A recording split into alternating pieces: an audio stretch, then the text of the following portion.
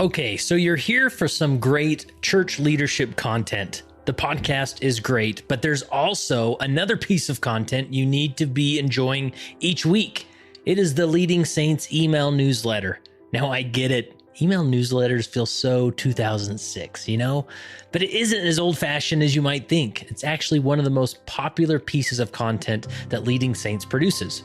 Each week, I share a unique leadership thought that can only be found in the newsletter. I keep it short and sweet. Most can read it in less than 5 minutes.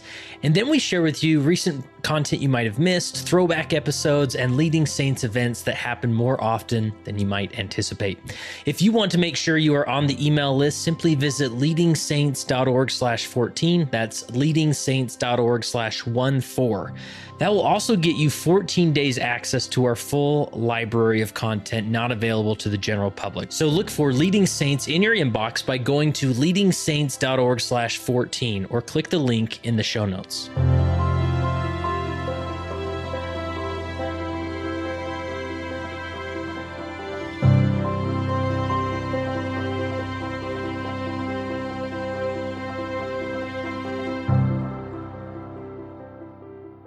So my name is Kurt Frankum, and I am the founder and executive director of Leading Saints, and obviously the host of the Leading Saints podcast. Now, I started Leading Saints back in 2010. It was just a hobby blog, and it grew from there. By the time 2014 came around, we started the podcast, and that's really when it got some traction and took off. 2016, we became a 501c3 nonprofit organization, and we've been growing ever since. And now I get the opportunity of interviewing and talking with remarkable people all over the world.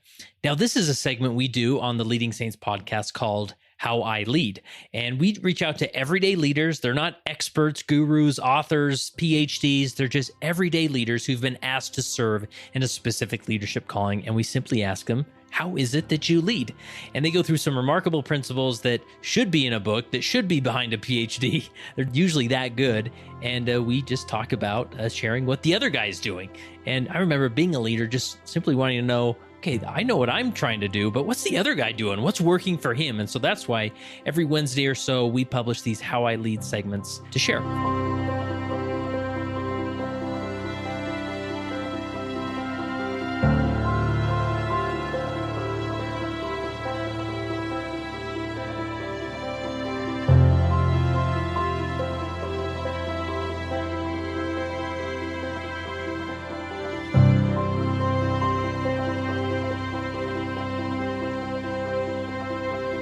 Today I'm with Nate Kimbler from Ridgecrest, California, and he's on his, last month or two of being a stake president. At least that's what we're speculating.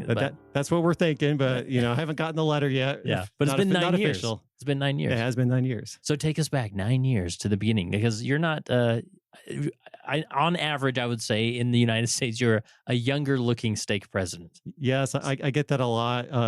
How old were you when you were called? I was 36 years old. Okay. That's not like crazy, but yeah. No, but I think I probably look a little younger than I am. Uh-huh. A lot of people come up to me and be like, President Kimbler, you look like you're 19.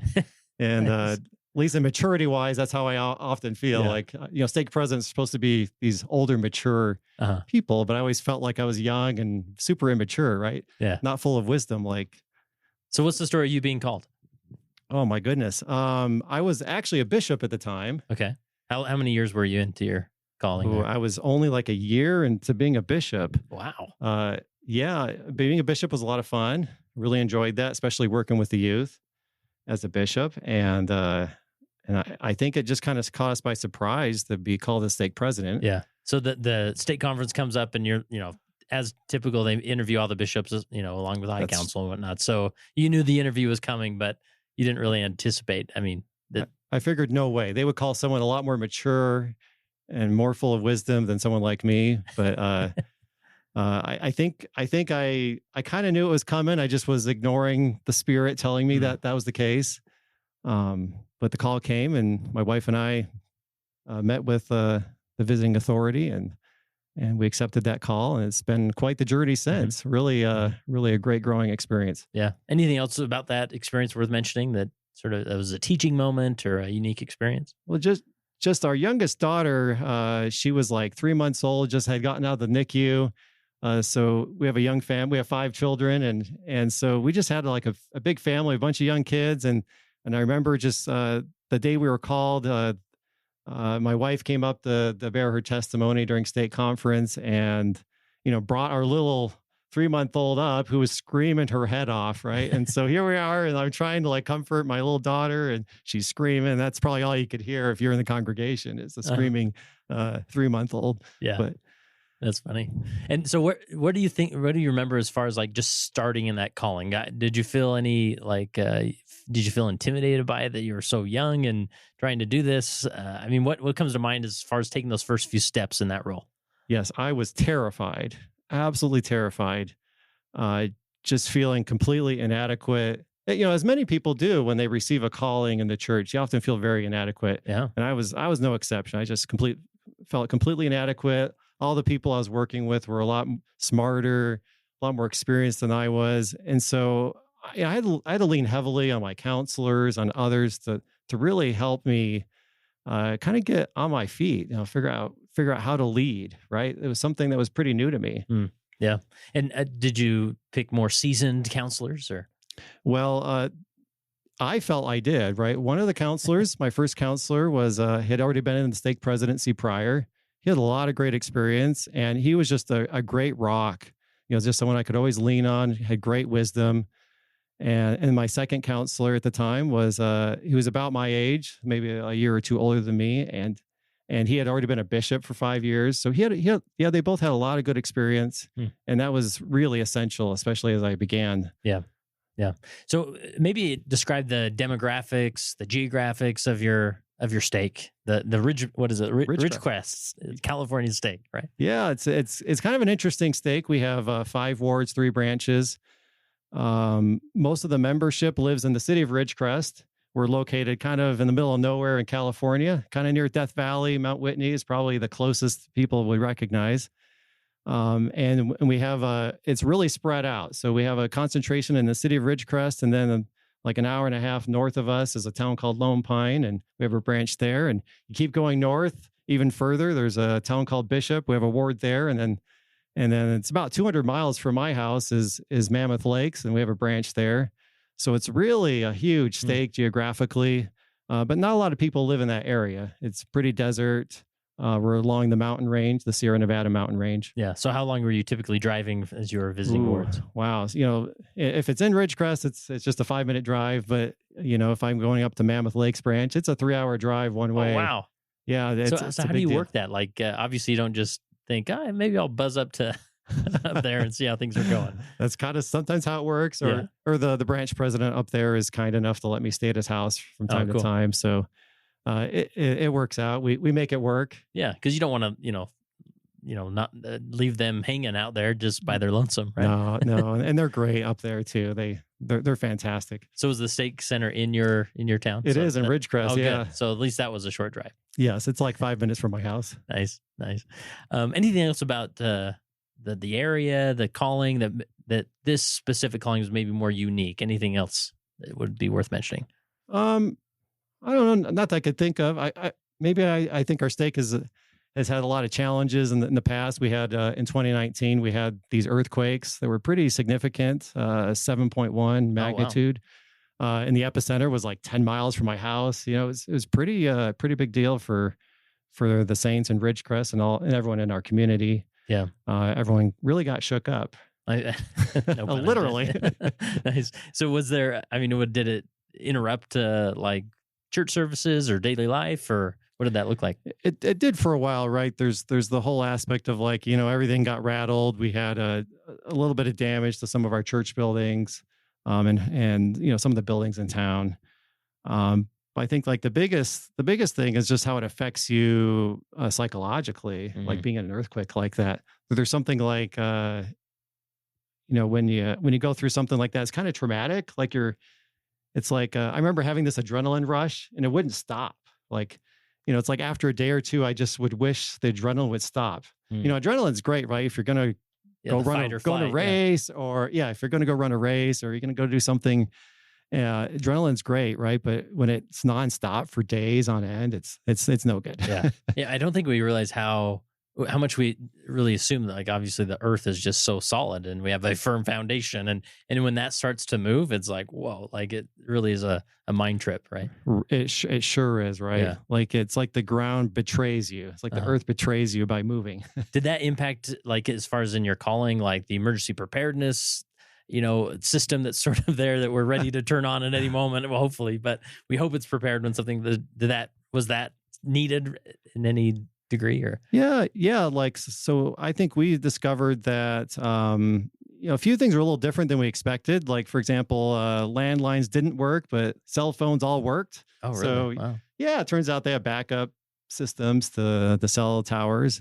And the whole, the whole organization of like ministering and the Elders Quorum and Relief Society having everyone assigned, that worked pretty smoothly, being able to reach out and make sure everyone's okay. And so that all worked really well. One of the challenges really was just figuring out how to get resources that were needed for the recovery to the right places. And that was a big challenge that we might talk about a little bit later on, on how the women were really instrumental there. Yeah. And this is what I appreciate. And we'll go through your principles, is that you sort of, you don't have like this radical approach to leadership, but one that is really intentional. And I think as leaders listen to this and consider it, maybe there's some implementation they can do as well. So where should we start? Maybe with following the Spirit? Is that numero uno? Yeah, I think that's a great place. In fact, if you don't mind, maybe I'll just start with saying, I feel like I'm in a calling that's like impossible. Like, we talked about inadequacy earlier, and I feel like being a stake president is impossible, at least for a man to do, right? But as we know, with God, all things are possible. And I think we see that in the scriptures a few times where, with the power of God, with God's help, all things become possible. And I really feel that's the case as the stake president. There's no way I could do this, right? As a young, immature guy that I am, right? I completely rely on, and I need God in the work. I need him to guide the way, to prepare the way. And sometimes he does his work in spite of my stupidness that I bring into it, right? Yeah. So I think that's just kind of one thing that's important to recognize is that a lot of times we find ourselves in impossible situations, impossible callings, but with the Lord, all things are possible, and he provides the way. And kind of going off of that, is the importance, I think, of listening to the Holy Ghost and having the Holy Ghost be the guide, really in anything that we do. I'll just bring up like an example. Recently, I was in a leadership conference with Elder Bednar, and I don't remember all the words he said. I don't remember all the teachings he gave, but one of the things that I took away from that meeting was with Elder Bednar was it wasn't so important I like write down everything he said, but what was important was that I write down and capture what the things the Spirit was teaching me, the things that I needed to do as the stake president of my stake. Like where did I need to focus my efforts?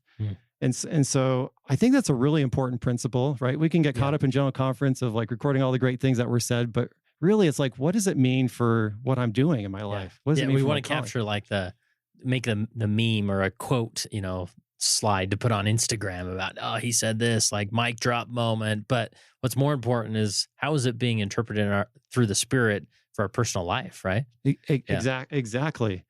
And so, like one of those examples is like from that recent leadership conference I was in with Elder Bednar. Like one of the things I took away for my stake was we needed to really focus on temple prep for our young people. And so we went ahead and we decided, hey, what are the needs? Where do we need to focus on temple prep? We decided we needed to focus a little bit more on the covenants that these young people will be receiving in the temple when they receive their endowment, as an example. And so we went to the church website. We gathered the resources. We assigned a high counselor to really lead that effort, and he taught the class. And that's what we needed, right? So that's what I took away. So we needed to adapt a little bit from what the temple prep manual looks like, and we focused where we felt we needed to focus. And I think that's a blessing for the young people as well. Yeah. Was there anything you did as far as, because I love this model, and I've heard Elder Bednar do it before, where he almost structures the meeting or puts everybody's mind in the right gear as far as saying, like, it doesn't, you're going to be focusing on what I'm saying, especially as an apostle, right? But I want you to focus on what the Spirit is saying. So is there anything you did to make sure that, others you're engaging with? I mean, just this whole concept of following the Spirit, like, was this something that you just tried to apply in your own leadership, or was it something you focused on in general? And maybe you didn't, that's okay. I'm just curious if there's anything else there. I think it's something that I focused on, I think almost subconsciously for a while. And then at some point it became a little bit more obvious that, like, hey, this is the Holy Spirit guiding me. Yeah. As I look back in my 9 years as stake president, that's what I find is a common theme, right? That following the Spirit has just been essential. Yeah. I was going to ask if there's a story that comes to mind that illustrates this, that maybe leads us, whether it leads us to another principle we'll talk about or not, but any story come to mind as far as over the last 9 years, how this was manifest? Yeah. So there was one, and I'll start with one. And this is, I don't remember the exact year. I want to say it was 2016. I was in this meeting. It was in the Los Angeles temple. It was Elder Dykes of the 70. I think he recently received emeritus status, but I don't remember much about what he said in that meeting. It was really cool. It was like in the temple, right? Who gets to have a meeting in the temple, right? With the general authority. This is all exciting, right? And I really don't remember much about what he said, but I remember some lessons or some things I took away. And I remember, like, after the meeting, he's like, "Hey, President Kimbler, you look like you're 19. Let me tell you a few things, right?" So he pulled me aside and we had a good conversation. And one of the things I learned or I took away that I was going to apply in my stake, and this is really like the Spirit teaching me through his words. So these aren't necessarily the words he used, but this is what the Spirit taught me from that discussion. And one of those was that the high council is not a retirement calling, right? It's not a comfy calling, right? That you go into when you're old and experienced and you've done you paid your dues, and you tour the stake and pontificate from the various lecterns, right? Each high council Sunday or whatever. Right. And so what I took away from my stake was, that the high council was actually like a training ground of sorts, right? An opportunity for brethren to grow, to learn, to have responsibility, and I really started focusing on who might the Lord need to be in leadership positions in the future. So we're talking about, like, maybe future bishops, bishopric councilors, who knows what, right? Yeah. Just in maybe elders, quorums, presidents. Yeah, I this is something when I was in the stake presidency, we really thought a lot about, because it's easy. Sometimes I think the natural thing is to, I think a lot of people see it as sort of the training ground, but almost like a holding place that, okay, we sort of know who the next bishop is going to be, so let's put him on the high council and let him marinate there, and then we can just bump him into that position. But I always thought about it like, okay, brother so-and-so, he could probably be bishop tomorrow and he'd be fine. Who's someone we could put on the high council that over the next 3 years, he's probably not ready today, but we could really develop him and give him some perspective that when that time comes, we have one more name on the list to take to the Lord, right? Yeah, exactly, right.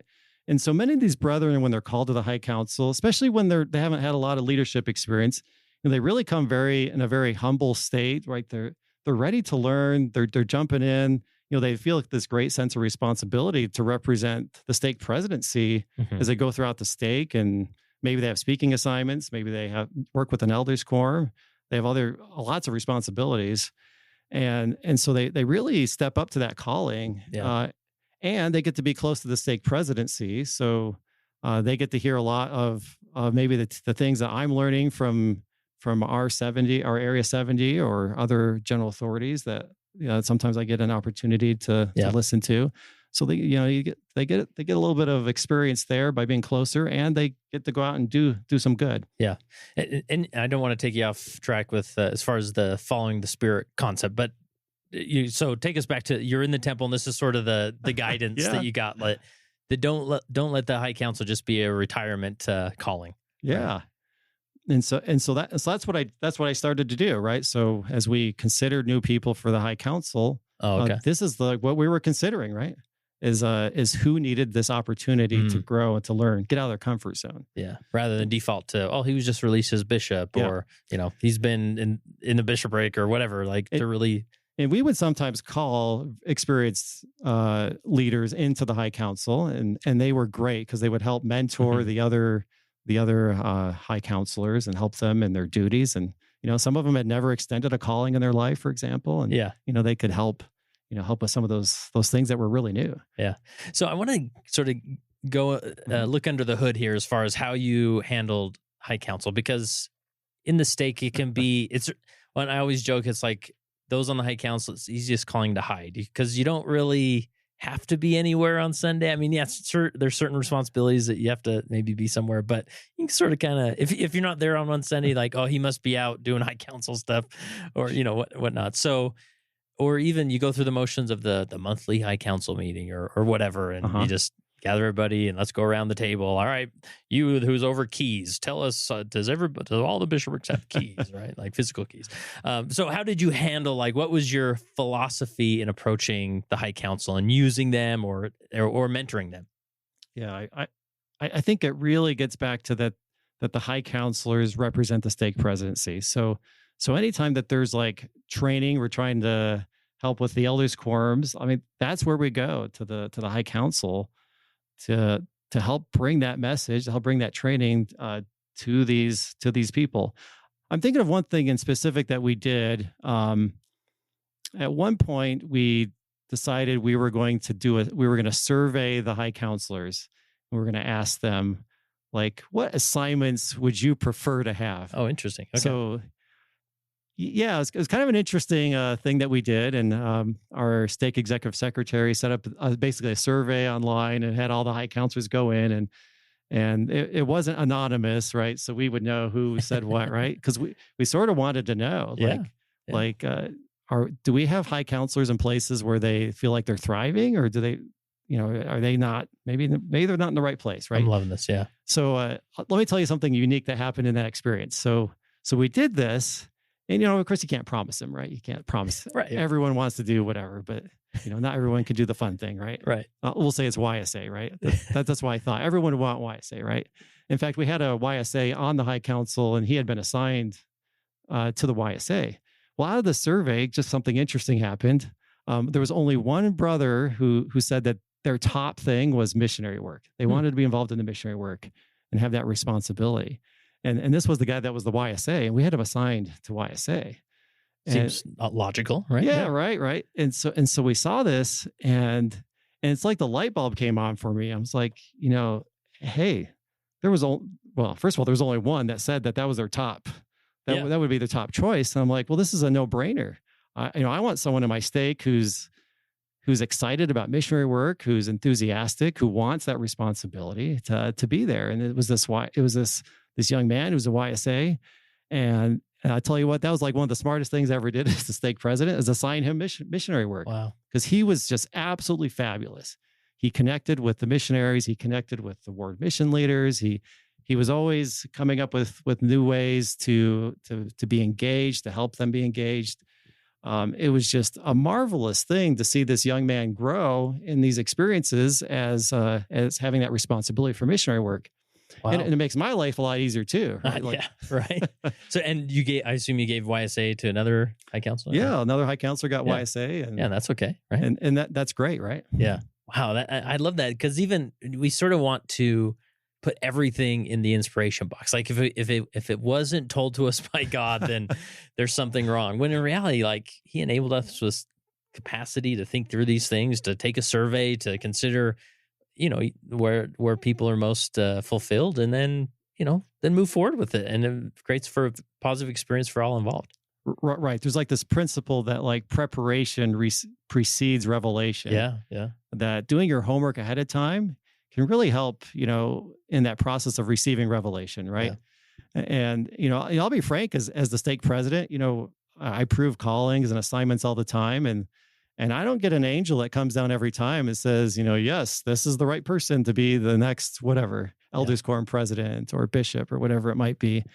And so often, we rely on the High Council, we rely on others to give us information that helps us in that decision making, right? And sometimes that might mean a survey, right? That's what we did, Yeah, love it. We used a survey, and that helped guide us in those assignments. Yeah. Anything else with your high council that was unique or a different approach or that you found effective? I feel like it's really essential. Well, I'm going to jump ahead a little bit, but one of the things I did change, in fact, maybe I'll just jump right into this because it doesn't pertain to the high council, is a different leadership meeting, and it was with Elder Holland. And again, I don't remember the words he actually used, right? This is like again what the Spirit taught me, right? I came away from that meeting feeling like the Lord was trying to tell me, stop holding high council meetings.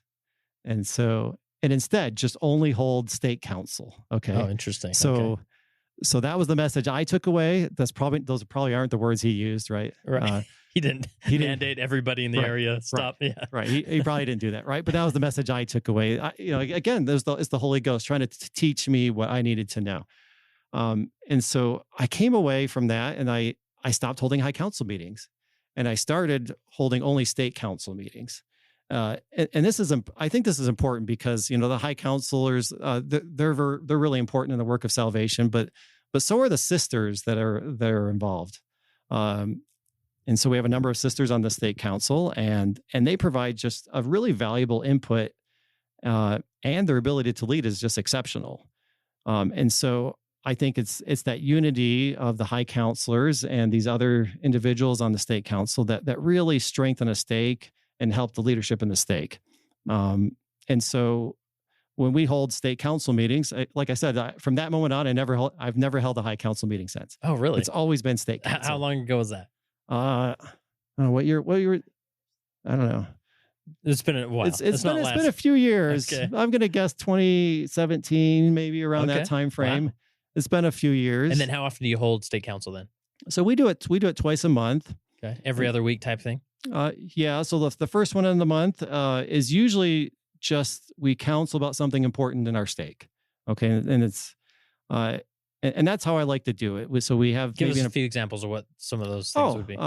So for example, one of them recently has been how do we become masters of technology and not slaves of technology? Oh, cool. Okay. So that's just kind of, again, the Holy Spirit was like, keep beating me over the head. It's like, hey, President Kimbler, you really need to work on this. Yeah. And I've had a number of experiences that just kind of led me to that emphasis. And so in the state council, we'll talk about that, especially in context of who we are. Like we're sons and daughters of God and we're part of the Lord's church. We have an important work to do.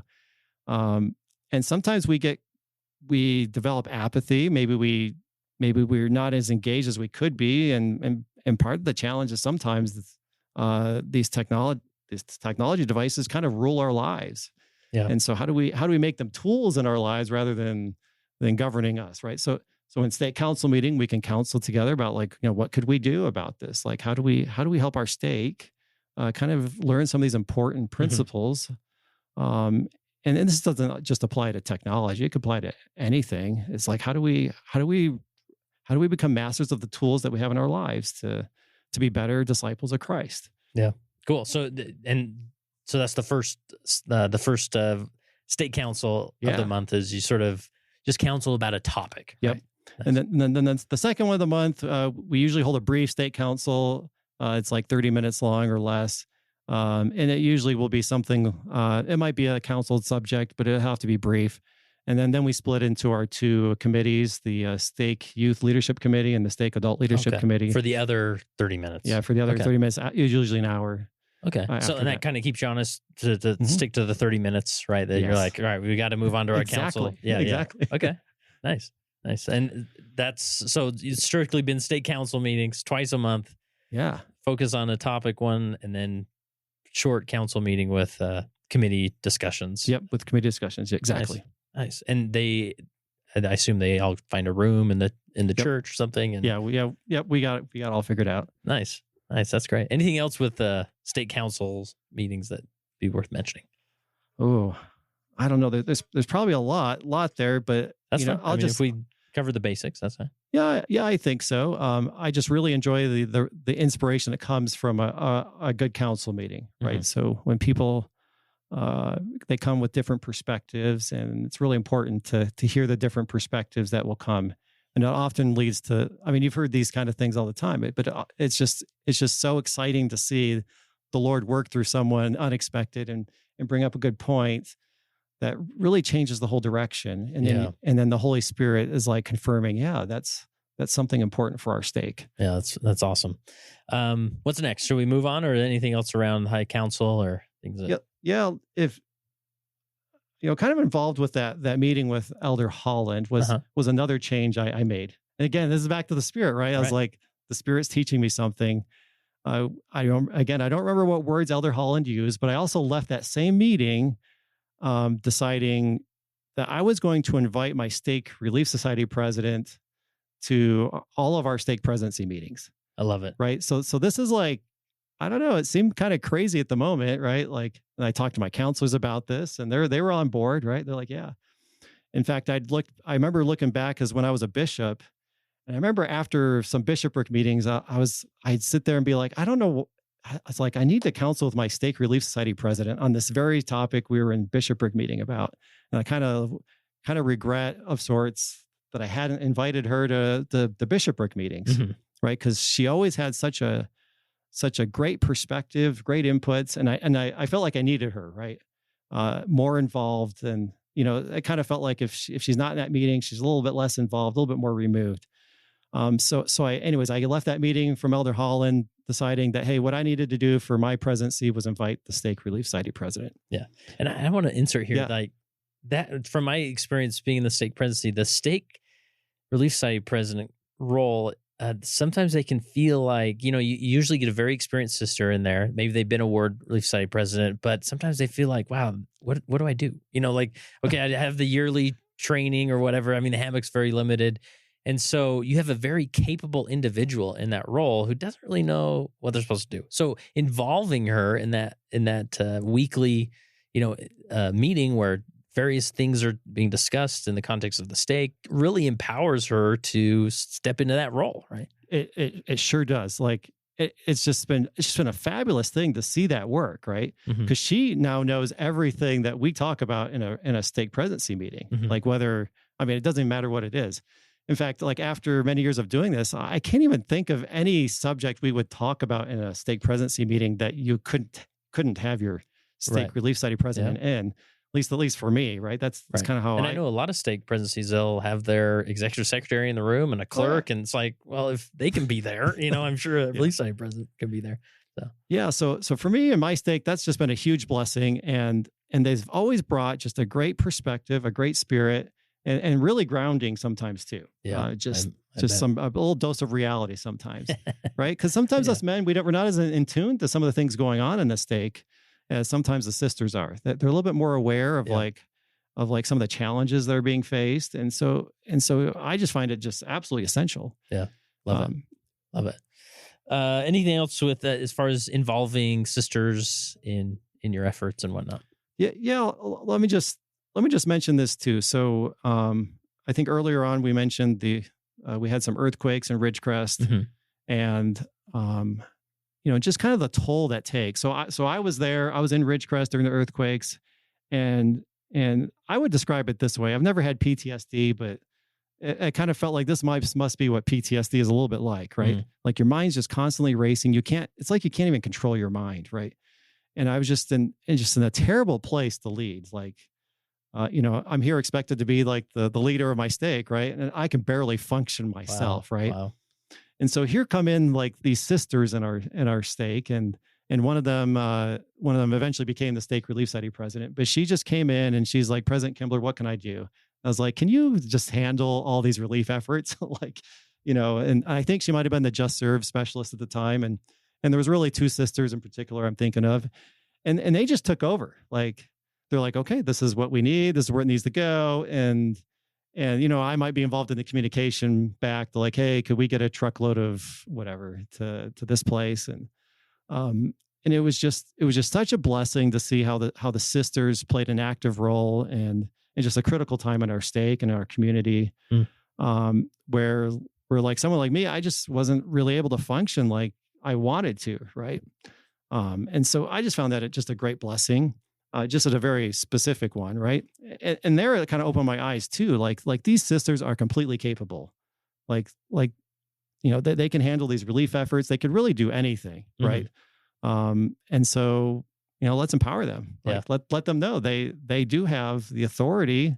They do have priesthood authority to act in God's name and do a lot of good and lead. Yeah. Yeah, and I love it. And it's not that you said, here's 5 things to do related to relief effort. You said, well, you just take it all and figure it out. And again, you're not trying to overwhelm them, but you're empowering them to say, oh, like I have a lot of authority in this realm right now, and I can run with it. Yes. It's I love it too. Cool. Anything else with empowering the sisters in your stake? I'm sure there's more. Okay, but that sums it up for now. I think so. All right. Counseling. Oh, yes. So this is a kind of an interesting one. So, thinking back as a young stake president, I'd been a bishop like a year, but a lot of times, as a stake president, you're going to counsel with members who are facing probably some pretty difficult things in their lives. And so probably every stake president knows what I'm talking about. And in a way, sometimes it's like when it's like above the bishop, meaning it's a little bit more difficult than the bishop is feeling comfortable with. Sometimes I'll help out, right? I'm not trying to usurp any power or anything. I'm just trying to help out. And early on, I kind of had this idea that members were coming to the stake president to get counsel, and in fact, they might have even said that, right? Like, what would you counsel me to do? But my experience is that like probably 90% of the time, they don't need counsel. They probably already know what they need to know.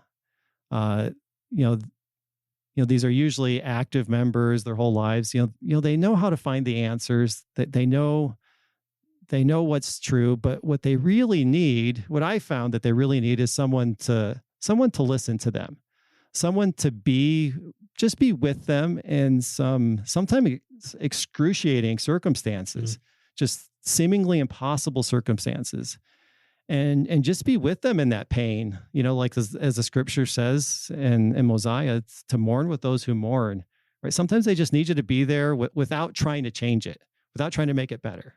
Yeah.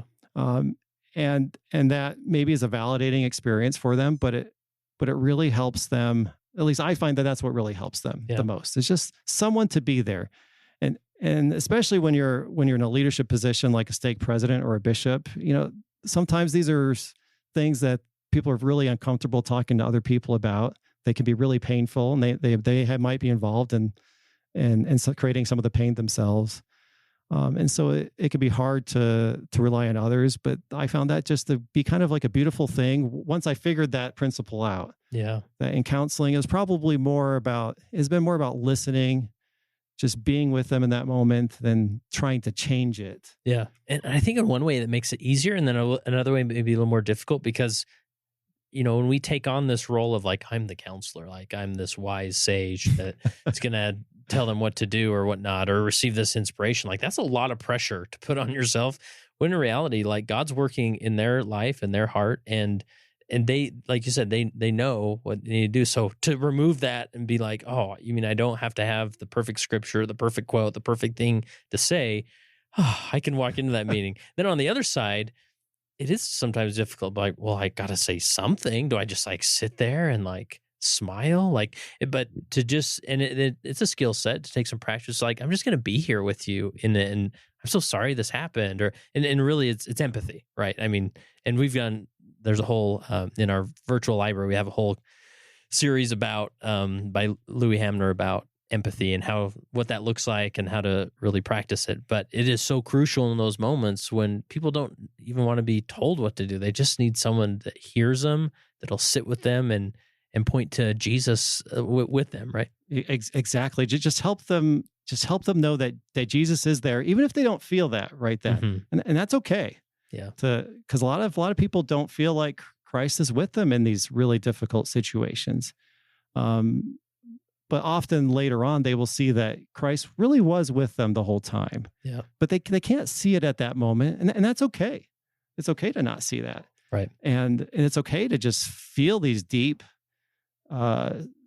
feelings of despair. Like no one likes that. Right. But it's sometimes part of our human experience to just go through difficult times. And Anyways, I just find it a privilege just sometimes just sit with people who are experiencing something difficult. Yeah, it is a privilege for sure. Anything else related to the concept of counseling that we haven't mentioned? We sum it up? I think so. I'm just thinking how inadequate I've always felt at that. Yeah. And I think that's helpful for other leaders to hear, like, oh, good.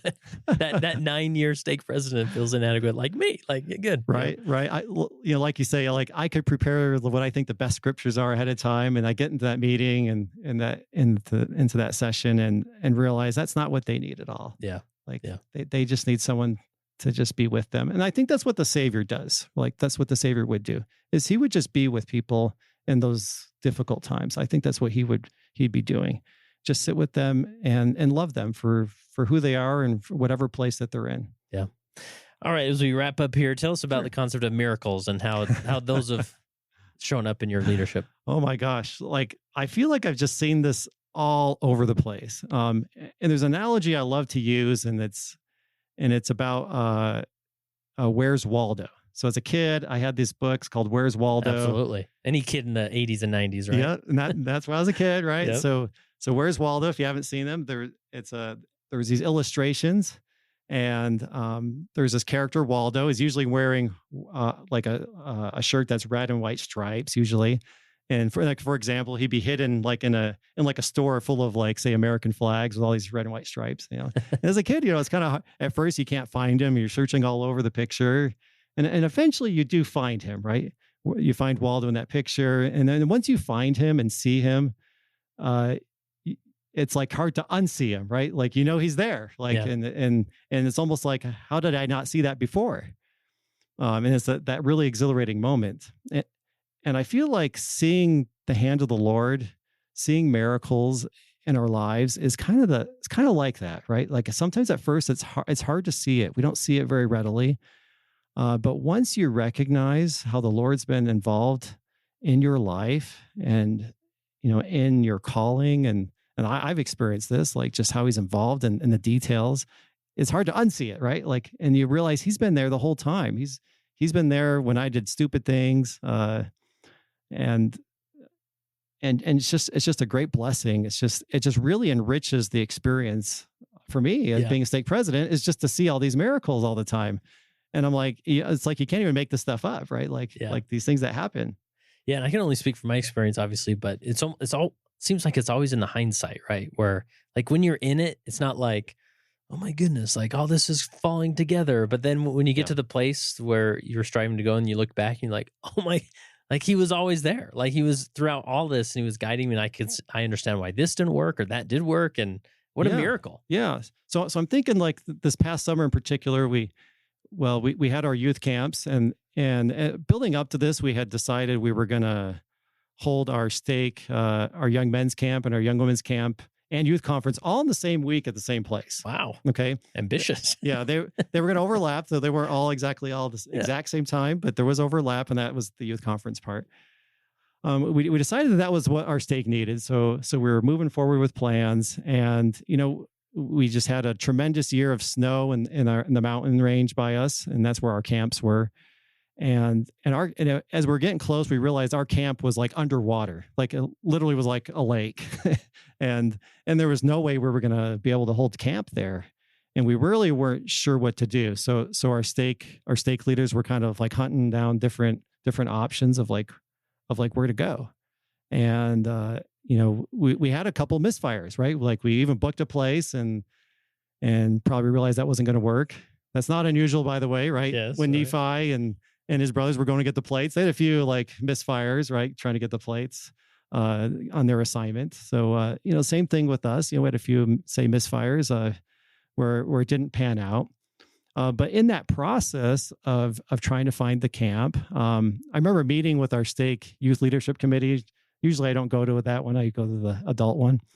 But I was with them, and I just had this, they were talking about these camps and just how difficult it was trying to find a place to go that would work. and I just had this impression at the time and I told them at the time, I was like, the Lord wants them to have this experience. The youth have this experience. He's going to provide the way. He's going to show us the way. I don't know how we're going to get there right now. I know it seems impossible, but I have this confidence it's going to happen. then through this process of finding a camp, that eventually something opened up, and it was ended up being a camp that was really better than we could have imagined. Had better facilities, more space than really. I mean, it was just perfect, absolutely perfect. And that was just like maybe a simple example of how the Lord worked in a very practical way to provide. He provided the way. It just happened. Someone canceled at the right time. We were at the right place at the right time to pick up this spot. And to pick up this camp. And it was absolutely marvelous just to see that unfold. And because the Lord wants these young people to have good experiences, He wants them to learn and grow. Speaking of which, another miracle that happened there. Sorry to go off on a little tangent. No, it's great. We had this. I think I might have freaked out our stake leaders. Because with the technology, with our mastering technology, I told them we were going to allow the youth to have and use their electronic devices at camp, and there even was some cell service there at camp.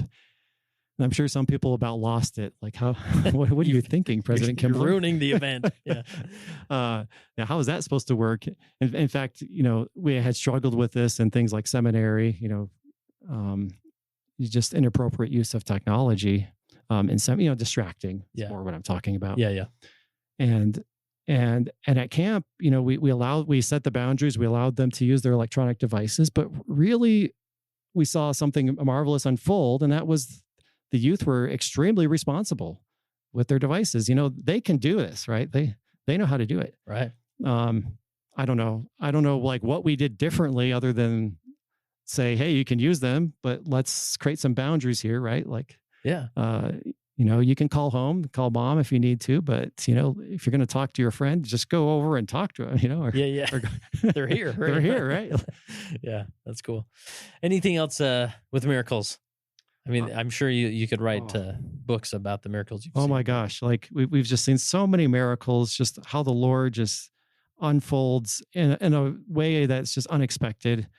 And I think when you see those, you just feel a great privilege to see those. And often a leader gets to be in those kind of positions where you see some very sacred miracles occur in the lives of others. And it's just amazing. Like, and sometimes it's even the words that I say. And I'm not a wise person. I'm not like, some master scriptorian, or I don't come up with great phrases or anything, but I will often see that the Lord just puts through His Spirit, He just puts the right words in my head, and I just spit them out. I don't know what I'm saying, but it's often just what someone needs to hear. And it's just been a marvelous thing just to see that. And I can't even explain what a privilege that is to be a part of, and to be cool. It's like a front row seat to just awesomeness. Yeah, I love it. That's a good way to frame leadership, these leadership opportunities. You get a front row seat of some remarkable things, and it's a privilege for sure. All right, as we wrap up here, any other principle or concept that we didn't hit on or you want to make sure we squeeze in, or I think we did a good job. Yeah, I think so. Being a stake president, it's a challenging calling. Like I said in the beginning, it is impossible. It's impossible to do it on your own. Mm-hmm. For me, it's been impossible, but with God, all things are possible. And that's maybe one of the most important lessons I've learned as stake president. Yeah. With God, all things are possible. Listen to the Holy Spirit. It does guide us. It inspires us with the right things. Maybe that inspiration sometimes comes through other means, like sometimes could come through a survey. Sometimes it came through a member of our council. But it does come, and it's just what a blessing that is. Awesome. Well, you're probably entering a very reflective time as you think back of the 9 years of being a stake president. So as you consider that time, how has being a leader helped you become a better follower of Jesus Christ? I think that's a great question. What I feel like I've seen a little bit better is how Christ sees each of us, like for our true identities as children of God, as sons and daughters of God. And I think that perspective, as being a leader, like I've been in, I've just really developed that sense of how Christ sees people. At least I feel like that I have a deepened sense of that. And that has really changed how I see people.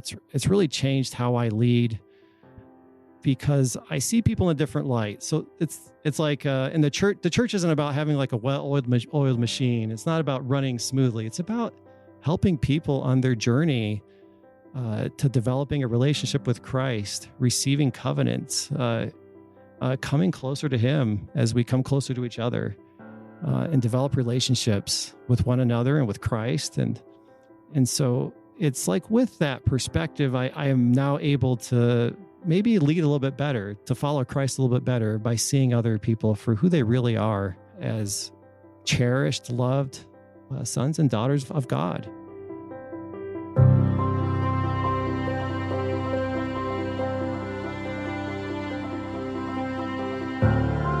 And that concludes this How I Lead interview. I hope you enjoyed it. And I would ask you, could you take a minute and drop this link in an email, on social media, in a text, wherever it makes the most sense, and share it with somebody who could relate to this experience. And this is how we develop as leaders, just hearing what the other guy's doing, trying some things out, testing, adjusting for your area. And that's where great leadership's discovered, right? So we would love to have you share this with somebody in this calling or a related calling, and that would be great. And also, if you know somebody, any type of leader who would be a fantastic guest on the How I Lead segment, reach out to us. Go to leadingsaints.org/contact. Maybe send this individual an email letting them know that you're going to be suggesting their name for this interview. We'll reach out to them and see if we can line them up. So again, go to leadingsaints.org/contact, and there you can submit all the information and let us know. And maybe they will be on a future How I Lead segment on the Leading Saints podcast. And remember, to get on the email newsletter list, simply go to leadingsaints.org/14.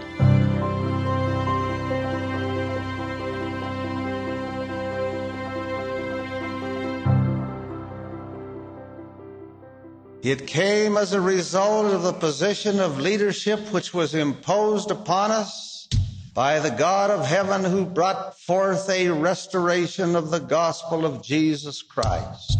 And when the declaration was made concerning the only true and living church upon the face of the earth, we were immediately put in a position of loneliness, the loneliness of leadership, from which we cannot shrink nor run away, and to which we must face up with boldness and courage and ability.